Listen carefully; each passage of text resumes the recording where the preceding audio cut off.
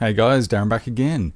Today we're going to look at the original Famicom and NES controllers, and we'll pull them apart, do a little quick teardown, and give them a clean and repair if necessary. So I don't actually have an original Famicom, but I've got a Sharp twin Famicom here in front of me. So they're very similar, and I think they'll serve the purpose of today. So the original Famicom is a dark red color, and these ones actually come in many models. This particular one is off the Sharp Twin Famicom AN500B, and this one has, like, number 1 controller, number 2. It does not have the turbo buttons up here and here. It's actually I think it's an earlier revision. It's got the microphone built in to controller 2 and the volume slider, but not the turbo buttons, which I thought was cool. So we'll pull these apart, and then we'll move on to the NES, the original, and we'll pull that apart and give it a clean as well, and just get it back into some sort of life. So as always, what you're going to need is the usual suspects. You need a Phillips head screwdriver to pull it apart and just get the little screws out, some cotton buds, or cotton tips you might call them. I go through those things like there's no tomorrow, so buy them in bulk, guys. One of these big packs. It costs just a couple of dollars, and it's good. You just go through them and you never run out. And of course some isopropyl alcohol. So let's get on with it. Let's start with the Famicom. We'll start with controller 1. Let's pull this apart. Pull these screws out. Okay, so let's open this up.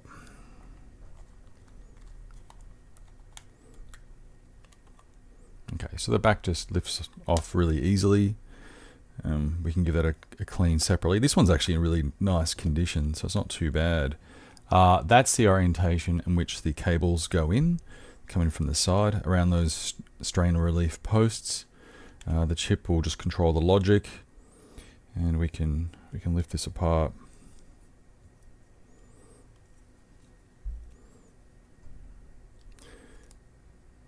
Yeah, it's not too bad, this one. I have played it, and it was a little bit unresponsive, but yeah, it's nothing we can't fix up quite easily.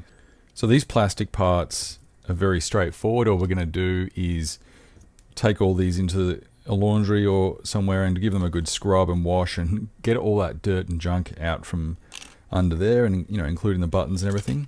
So we'll just put those aside. I won't show you how to wash plastic. It's not very difficult. I'm sure you'll work that one out. But what I will show you is how I clean these. And it's pretty much the same with all controllers, really. Just isopropyl, spray it on, do the contacts, and just give them a good rub down.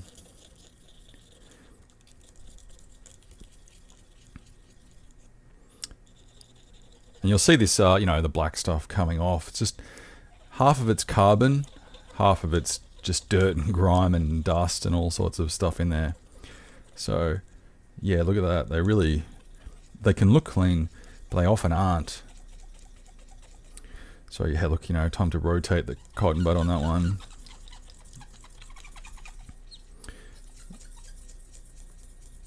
And just kind of keep going until all the black stuff stops coming off. And that's sort of all you need to do with those. And then rubber membranes, just give them a good wipe down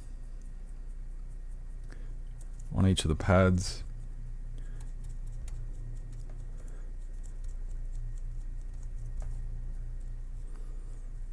Might throw that one away, get another one.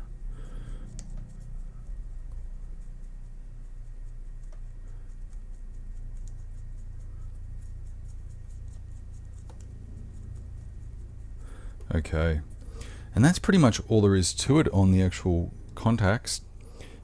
So let's put those aside for a second. So we may as well have a quick look at controller 2, because it's got the slider. I won't necessarily go through a full clean on this one on camera. I'm going to do it anyway, but I don't want to bore you with too many Famicom clean shots. So I'll quickly get this pulled apart and we'll come back. Okay, so those screws are out. I'll just move them aside. Try and keep all your piles of screws and things separate from each other. You know, and all the parts, to be honest, even though they are sort of the same, I'd always highly recommend separating them. The back comes off as usual. And this one's a little bit different. We've got the microphone in here as well, so that's going to be it there. Just carefully lift this out. Okay, there we go. So the microphone just hangs there, sits into that recess. But one of the things you want to do is just make sure all the wires are actually physically connected and really well intact, because that can have a huge impact, obviously. It's an interesting little electrolytic there. 0.33 microfarad 50 volt. And the other one there is a 4.7 microfarad 6.3 volts. So this particular controller does work. They may have a lot to do with the microphone, actually. I haven't actually looked at the traces to see where they go or what they do, but this one functions really well. But if yours doesn't, and you're having potentially microphone issues or some scratchiness, and maybe this is a bit of a potentiometer through that cap or something, I would definitely look at swapping your caps out. But mine's really good. I've tested this one and I can't fault it. So we'll just give it a clean quickly if you're interested, or fast forward if you're not.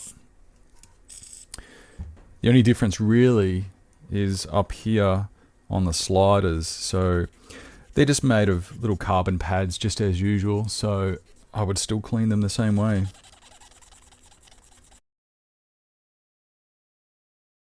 Now the only other thing you want to do on these controllers with the sliders is get down to them and obviously give it a clean on the actual contacts down there as well, because they're going to be filthy. Yeah, you can see that shine up straight away.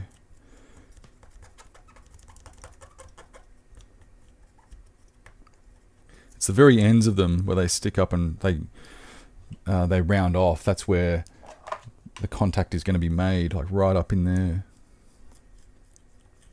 So if any of your cotton comes off from the cotton buds, obviously pull it apart, pull that off.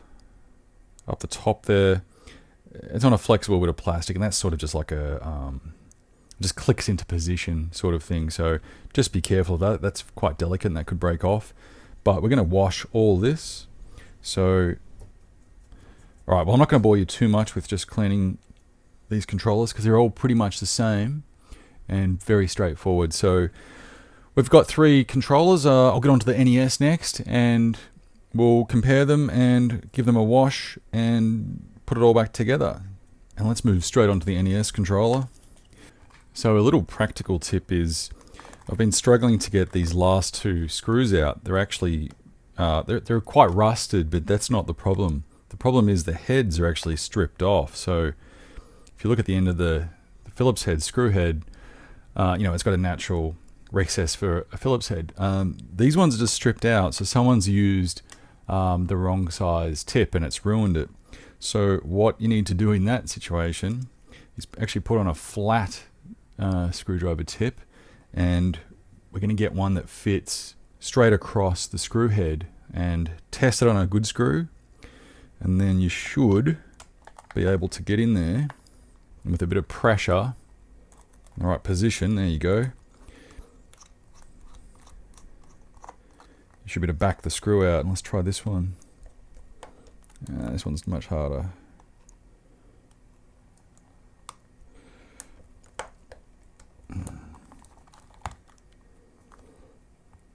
There we go.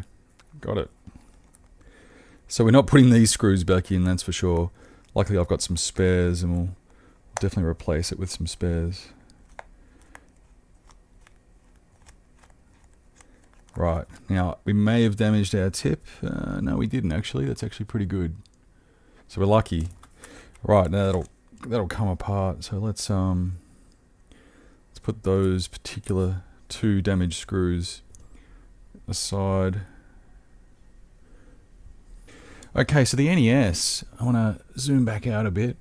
The back cover just lifts off as usual. It's a little bit yellowed, this one. I've already made a video on the plastic, like the yellowing, and how to restore that back to a whiter or a grey colour.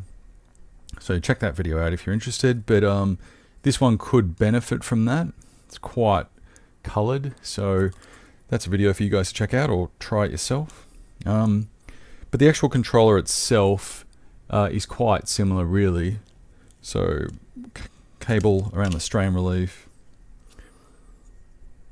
and then if we compare that to the Famicom board, they're very, very similar.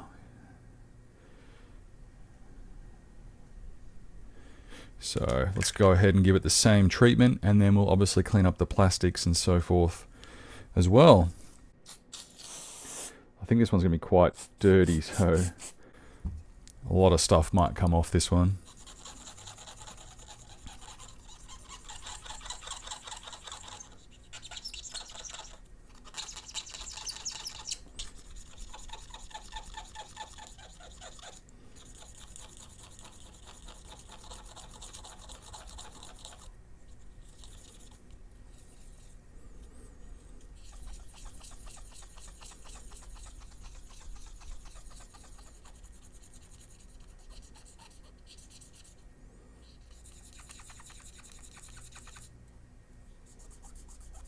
Yeah, look at that.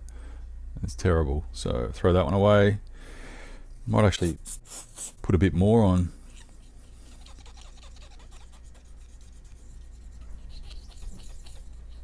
Yeah, it just keeps coming off. So you really want to get all this carbon off, or gunk, whatever it is. You can be quite, I wouldn't say rough, but you can be quite firm with these. They're not really going to break with a cotton tip on them, so you can use quite a lot of pressure and really get them clean.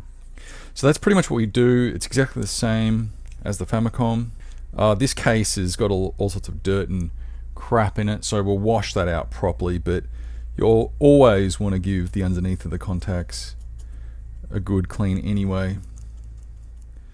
I like to clean it beforehand, give them a wash in water like everything, including these membranes, and then give them a final coat of isopropyl and a quick rub down after you've washed them, just in case you get any soap or detergent on the contacts. You want to get that off and use pure isopropyl to clean that, so it makes a perfect contact. Alright, so these will all go out and be washed, and we'll come back and we'll show you the reassembly. And with the magic of editing, they're all dry and ready for reassembly. So let's put back together the twin Famicom with the volume slider. We'll put together controller 2. So we'll just move that case out of the way. Controller 2 is here. I've already started to repopulate it. And what you need to do is determine which of the backing cases came out of which one. This one over here has the extra microphone socket, and this one doesn't. So that's obviously controller 2. So let's grab that one. I started to put these back in place, and all you do is you just drop your buttons back in like so. Put your membrane on top. Drop your D-pad in any direction. Doesn't matter. Put your membrane back on top of that. And drop the slider button back in on top. So that's basically how it all goes back together. Just a reverse of how we took it apart. Very simple. In the other controller, you would also drop in the start and select buttons, but in this case we don't have that. So this is the recess for the microphone. You need to make sure the wire for the microphone drops through that slot, and the whole thing should sit down on little posts. We can wrap our wires in a second, but if you just turn it upside down and press it with your fingers, you really want to just make sure that everything feels okay, which it does. That we've got a slide and the click in place on that slider, and our buttons feel correct. And if you've got that, which is pretty easy, and for our wire, we just need to weave it all the way around these posts. So, whoops, make sure everything's sitting nicely. Rotate the wire to its natural curve. So that's the first natural curve there. Make sure it's in that right position, and then just squash it all the way through in that sort of left right position. So that's how that goes. You know, if the natural bend is that way, let it go that way. Don't force it the other way and so forth. You might break the wires. It should be a matter of just putting the backing plate back on. You know, ensure it all sits flat and it's clicked down, which this one is. Everything still feels good. And then we'll go ahead and put some screws in. I'll just put 2 screws in and we'll move on to the NES controller. I'll finish this one off later.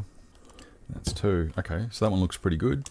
We'll give that a coating of plastic protectant in a second. Now onto the NES. So very similar and very simple process. So yeah, just drop your D-pad in the hole and put your membrane across it. It only goes one way, so don't be too worried about getting that wrong. There's posts on either end. The red buttons, sometimes the edges of them are, you know, kind of powdery and a bit scratched up from sliding up and down inside the plastic casing their whole life. So, you know, now's the time to maybe put a bit of plastic protectant on the edge of the buttons if you really want to. But I'm just going to refit them for now. You can sort of rub them down a bit and they improve, but yeah, a bit of plastic protectant on those buttons wouldn't go astray. We can do that from the top side as well, so it's not a big deal. Drop the membrane on top of that. Put the start button one in place.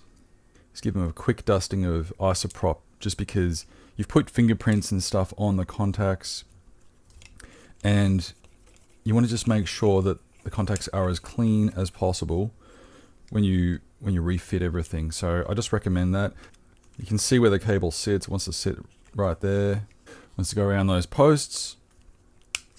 I think it goes like that, inside that post, and just like that. Nice strain relief on the cable, and we're all back in business. Let's turn it over. Quick D-pad test. Start select. A, B. Everything feels good. So we put our case back on. And it all clicks in.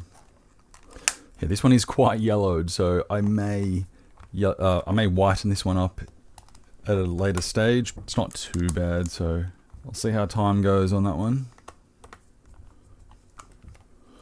And there we have it. That will be now super responsive. The buttons will work really well, so that's all you need to do, guys. Okay, so I've got my protectant, got my microfiber, just a couple of sprays into the microfiber, and we're good to go.